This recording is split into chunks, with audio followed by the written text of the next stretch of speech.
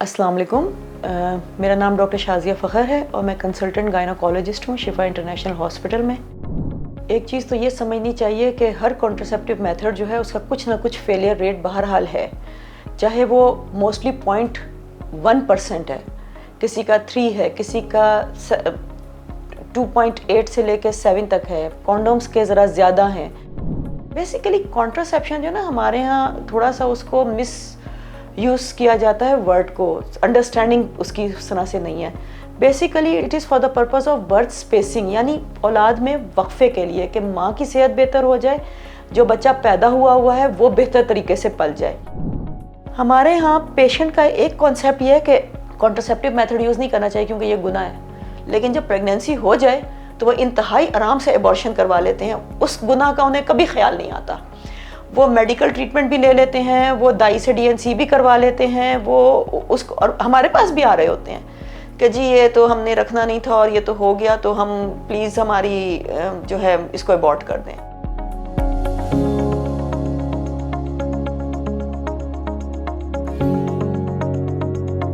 Common concerns patients के एक तो मज़हब के हवाले से कि हमें ये इस्तेमाल ही नहीं करना चाहिए क्योंकि शायद इसमें कोई गुनाह है।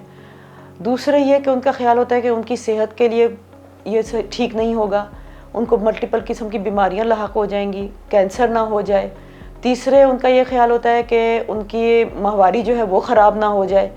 और चौथे उनका ये ख्याल होता है कि अगर उन्होंने ये दवाइयाँ एक दफ़ा इस्तेमाल कर ली तो फिर आगे जाके शायद वो कभी भी प्रेगनेंसी उनकी ना हो सकेगी।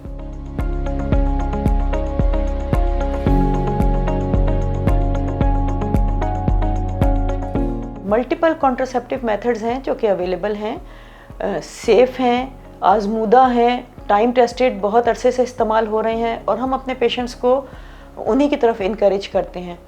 उसमें मल्टीपल ऑप्शंस होती हैं पेशेंट के पास, जो हम जब पेशेंट आता है तो उनको देते हैं और समझाते हैं। और हर ऑप्शन जो है ज़रूरी नहीं कि हर पेशेंट को सूट भी करे, उसके लिए भी देखना होता है कि कौन सा ऑप्शन किस पेशेंट के लिए बेहतरीन है और उसको सूट कर रहा है।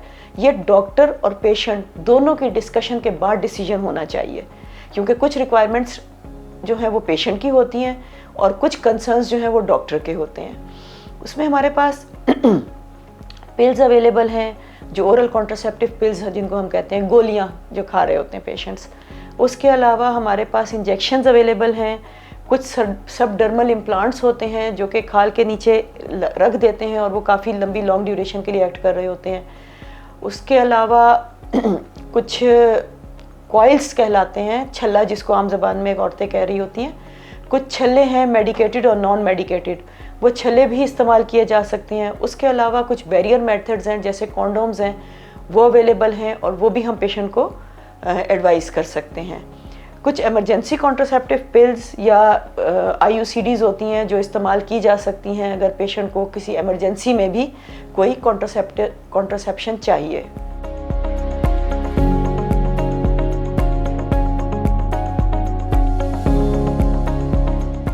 एक चीज़ तो ये समझनी चाहिए कि हर कॉन्ट्रासेप्टिव मेथड जो है उसका कुछ ना कुछ फेलियर रेट बहरहाल है, चाहे वो मोस्टली 0.1% है, किसी का 3 है, किसी का 2.8 से लेकर 7 तक है, कॉन्डोम्स के ज़रा ज़्यादा हैं, पिल्स के कम हैं।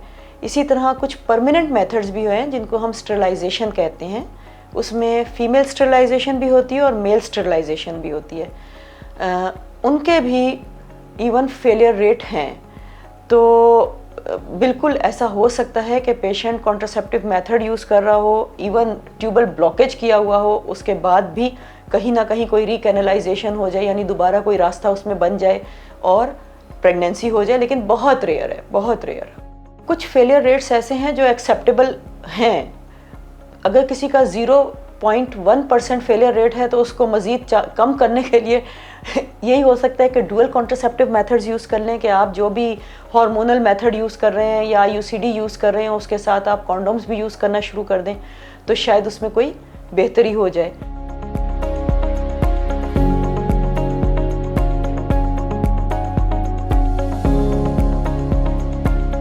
हर कॉन्ट्रासेप्टिव मेथड जो है उसके अपने रिस्क हैं और अपने साइड इफ़ेक्ट हैं। एक किस्म का साइड इफ़ेक्ट सारों पे लागू नहीं हो सकता। जो हार्मोनल कॉन्ट्रासेप्टिव्स हैं उनके अमूमन जो पिल्स हैं दे आर हार्मलेस, कोई ख़ास साइड इफ़ेक्ट्स नहीं है, छोटे मोटे होते हैं जो कि काबिल बर्दाश्त हैं और थोड़े अरसे के बाद बॉडी आदी हो जाती है, जिनमें हेडेक है, नोज़िया है, समटाइम्स थोड़ा बहुत कुछ पेशेंट कंप्लेंट करते हैं और हर साइड इफ़ेक्ट हर एक पे होता भी नहीं, ये भी याद रखिए। तो कुछ पेशेंट्स हैं जो थोड़ा बहुत वेट गेन की भी कंप्लेंट कर लेते हैं, और इसी तरह जो इंजेक्टेबल्स हैं उसमें रियली कुछ पेशेंट्स को की माहवारी जो है वो इरेगुलर हो जाती है, लेकिन कुछ पेशेंट ऐसे हैं जिनको बिल्कुल मेंसेस बंद रहते हैं तो भी वो परेशान रहते हैं कि कहीं प्रेगनेंसी तो नहीं होगी और बार बार टेस्ट करना पड़ रहा होता है उनको।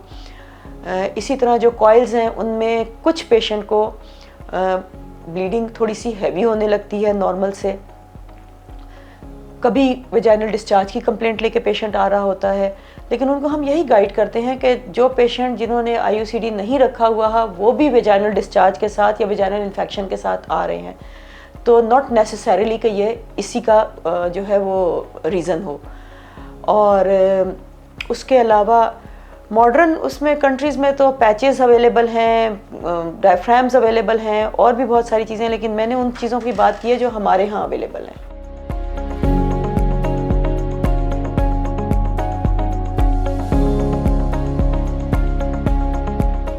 बिल्कुल, जब हम कॉन्ट्रासेप्टिव मेथड डिस्कस करते हैं असल में डॉक्टर ने तो ये देखना होता है कि पेशेंट की सूटेबिलिटी क्या है, उसको कब डालना है, उसके कोई रिस्क फैक्टर्स तो नहीं है, उसकी कोई कॉन्ट्रा इंडिकेशन यानी उस मेथड की कोई मुमानियत तो नहीं है उस पेशेंट के लिए, तो डॉक्टर ने तो ये चीज़ों को एक्सक्लूड करना होता है। बाकी बिल्कुल पेशेंट की विल होती है कि वो कितने टाइम का मेथड चाह रहा है, कितने उसने बर्थ स्पेसिंग करनी है कि नहीं। बेसिकली कॉन्ट्रासेप्शन जो है ना हमारे यहाँ थोड़ा सा उसको मिस यूज़ किया जाता है वर्ड को, अंडरस्टैंडिंग उसकी उस तरह से नहीं है। Basically it is for the purpose of birth spacing, यानी औलाद में वक्फे के लिए कि माँ की सेहत बेहतर हो जाए, जो बच्चा पैदा हुआ है वो बेहतर तरीके से पल जाए, तो ये it is for birth spacing. और जब आपने फैमिली कंप्लीट कर ली तो फिर आप किसी लॉन्ग टर्म मेथड या परमानेंट मेथड पे भी जा सकते हैं।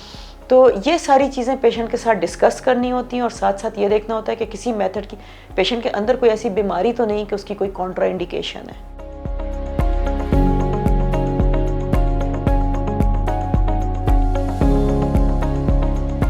जब हम कॉस्ट इफ़ेक्टिवनेस की बात करते हैं तो पहली चीज़ तो ये कि ये मेथड बजाते खुद भी चीप ही हैं। दूसरी चीज़ ये कि कॉस्ट इस सेंस में देखनी चाहिए कि अगर एक अनवांटेड प्रेगनेंसी हो जाए किसी की और उसके लिए, अच्छा यहाँ पे मैं एक बहुत इंटरेस्टिंग चीज़ शेयर करना चाहूँगी। हमारे यहाँ पेशेंट का एक कॉन्सेप्ट ये है कि कॉन्ट्रासेप्टिव मेथड यूज़ नहीं करना चाहिए क्योंकि ये गुनाह है, लेकिन जब प्रेगनेंसी हो जाए तो वो इंतहाई आराम से एबॉर्शन करवा लेते हैं, उस गुनाह का उन्हें कभी ख्याल नहीं आता। वो मेडिकल ट्रीटमेंट भी ले लेते हैं, वो दाई से DNC भी करवा लेते हैं, वो उसको, और हमारे पास भी आ रहे होते हैं कि जी ये तो हमने रखना नहीं था और ये तो हो गया, तो हम प्लीज़ हमारी जो है इसको अबॉर्ट कर दें, जिसमें ज़ाहिर है कि इलीगल है। हम उन्हें मना करते हैं, समझाते हैं, काउंसलिंग करते हैं उनकी कि कंटिन्यू विद दैट प्रेगनेंसी, और अगर क्योंकि कोई ऐसा ग्राउंड नहीं है अनलेस एंड अनटिल कोई मेडिकल ग्राउंड हो, उसके अलावा कभी भी इस तरह से टर्मिनेशन नहीं होती प्रेगनेंसी की। तो नेक्स्ट टाइम के लिए हम उनको गाइड करते हैं कि जैसे ये बच्चा पैदा हो आप फ़ौरन कॉन्ट्रासेप्टिव पे जाएं।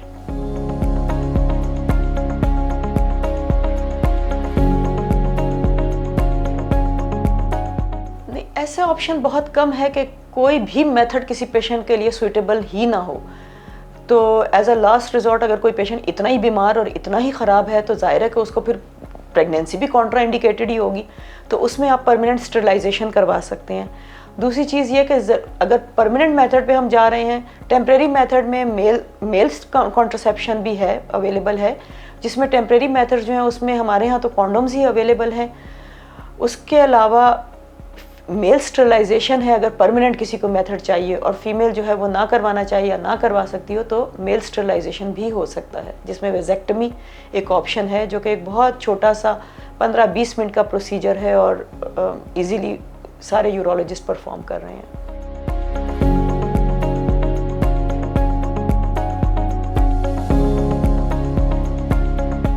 बिल्कुल, ओरल कॉन्ट्रासेप्टिव यूज़ जो है वो कहते हैं कि ब्रेस्ट कैंसर का रिस्क को भी इंक्रीज़ करता है अगर लॉन्ग टर्म यूज़ हो, और साथ ही थोड़ा सा इंक्रीज सर्वाइकल कैंसर का भी करता है।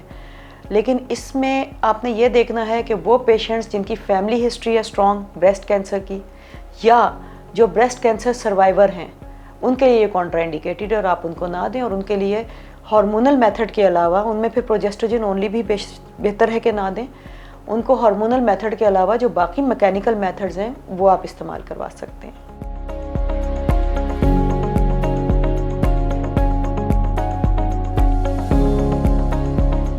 इमरजेंसी कॉन्ट्रासेप्टिव जो है उसमें पिल्स भी हैं, अवेलेबल हैं, और उसमें एक ये इंट्रायूट्राइन डिवाइस जो है वो भी as a emergency contraception use की जा सकती है। मेडिसिन जो है वो आइडियली विदिन 72 आवर्स ले लेनी चाहिए, क्योंकि उसमें उसकी इफ़ेक्टिवनेस बेहतर होती है। स्टिल उसका फेलियर रेट तमाम रेगुलर मेथड से ज़्यादा है। दूसरी चीज़ ये कि जब आप लेते हैं तो वो ये नहीं कि आप रेगुलर मेथड को छोड़ दें और बार बार इमरजेंसी कॉन्ट्रासेप्शन। कुछ पेशेंट ऐसे भी होते हैं हमारे पास आते हैं जो उसी पे गुजारा कर रहे होते हैं। ट्वाइस इन अ मंथ इससे ज़्यादा नहीं ले सकते आप, क्योंकि वो हाई डोज हार्मोन होता है और वो आपकी सेहत के लिए मुज़र भी हो सकता है। दूसरे, उसके साथ थोड़ी सी मेंस्ट्रुअल इरेगुलरिटी डेवलप हो जाती है। उसके अलावा आप इंट्रायूट्राइन कॉन्ट्रासेप्टिव डिवाइस जो है वो भी विदिन 6 डेज़ ऑफ इंटरकोर्स इस्तेमाल कर सकते हैं, और उस डिवाइस को फिर अंदर ही छोड़ सकते हैं ताकि वो as a long term method आप कंटिन्यू कर सकते हैं as a contraceptive.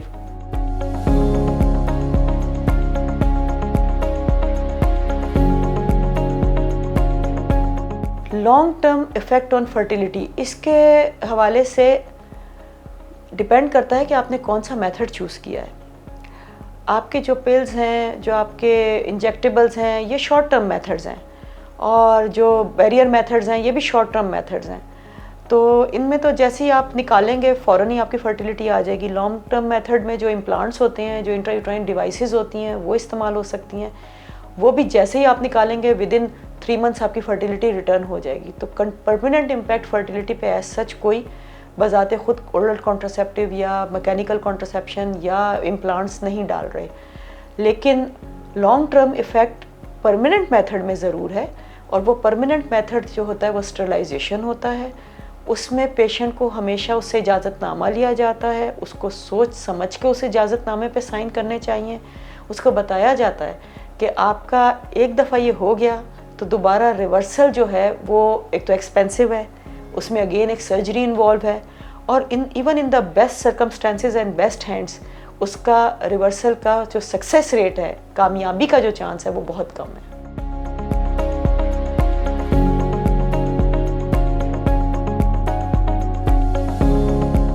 It is very easy to switch over the contraceptive method. अगर आपने एक मेथड इस्तेमाल किया, आप उसके साथ कंफर्टेबल नहीं है, आप अपने डॉक्टर को जाके बताएं, उससे डिस्कस करें।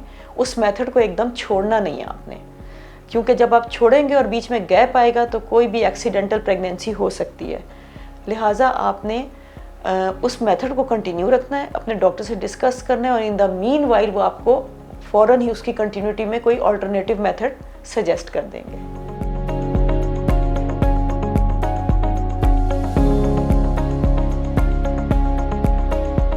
जो ब्रेस्ट फीडिंग है वो बजाते खुद एक मेथड ऑफ कॉन्ट्रासेप्शन है। अगर कोई माँ जो है वो 6 महीने तक एक्सक्लूसिव ब्रेस्ट फीडिंग करती है, एक्सक्लूसिव मीन्स के ऊपर से कोई चीज़ और नहीं दे रही और सिर्फ वो माँ का दूध पिला रही हैं, तो वो भी 6 महीने तक आपको एक गुड कॉन्ट्रासेप्शन दे रहा है। उसके अलावा 2 साल तक दूध पिलाने का जैसे कि एडवाइस हमारे मज़हब ने भी दी हुई है और मेडिकली भी एडवाइजेबल है। तो जब आप 2 साल तक दूध पिलाते हैं बच्चे को तो ऑटोमेटिकली किसी हद तक बर्थ स्पेसिंग उससे भी हो रही होती है। तो बेहतर है कि 2 साल तक कॉन्ट्रासेप्शन जो है वो इस्तेमाल की जाए बर्थ स्पेसिंग के पॉइंट ऑफ व्यू से, ताकि माँ की सेहत भी बेहतर हो जाए और जो बच्चा पैदा हुआ है वो भी इतना ग्रोन अप हो जाए कि माँ थोड़ी सी उसकी भी हेल्थ को देख सके और अपनी भी हेल्थ को देख सके। सबसे इम्पॉर्टेंट चीज़ ये है जहन में रखने की और जहन नशीन करने की कि जी तमाम कॉन्ट्रासेप्टिव मेथड्स जो हैं वो सेफ़ हैं। मैंने जैसे आपको समझाया था कि अगर आपकी कोई कॉन्ट्रा इंडिकेशन यानी मुमानियत है तो वो आपका डॉक्टर पहले ही आपसे हिस्ट्री लेके आपसे डिस्कस करके फिर आपको प्रिस्क्राइब करेगा, आपको लिख के देगा। लिहाजा आपकी जो सेफ्टी जिसमें होगी आपको वही मेथड डिस्कस किया जाएगा और मल्टीपल ऑप्शंस होती हैं उसमें मेथड्स की। तो अगर एक नहीं तो आप दूसरा चूज़ कर सकते हैं, दूसरा नहीं तो आप तीसरा चूज़ कर सकते हैं। कॉस्ट इफ़ेक्टिवनेस मेरे ख्याल में एक अनवांटेड प्रेगनेंसी को पैदा करना, उसके लिए आधे लोग जो अबॉर्शन के लिए जा रहे होते हैं तो उस अबॉर्शन पे ख़र्चा करना, और बाकी लोग जो उसको कंटिन्यू कर रहे होते हैं अपने सोशल एथिकल ग्राउंड की वजह से, तो उस कंटिन्यूटी में उस अनवांटेड बच्चे का दुनिया में आना और फिर उसको पालना पोसना और संभालना, और फिर माँ का भी एक एटीट्यूड, चूँकि वो अनवांटेड होती है तो थोड़ा सा डिफरेंट होता है एज़ कम्पेयर्ड के वो खुशी और वो चीज़ जो एक वांटेड प्रेगनेंसी और वांटेड बच्चे के लिए होती है। तो मेरे ख़्याल में तो कॉन्ट्रासेप्शन जो है उसको प्रैक्टिस करना चाहिए, उसके बारे में मालूमात हासिल करनी चाहिए और बर्थ स्पेसिंग के लिए यूज़ करना चाहिए। जब आपकी फैमिली कंप्लीट हो जाए तो फिर आप परमानेंट मेथड या परमानेंट नहीं तो किसी लॉन्ग टर्म मेथड की तरफ जा सकते हैं। ये आपकी सेहत के लिए कतई कोई प्रॉब्लम नहीं क्रिएट करेगा इंशाल्लाह। Thank you very much.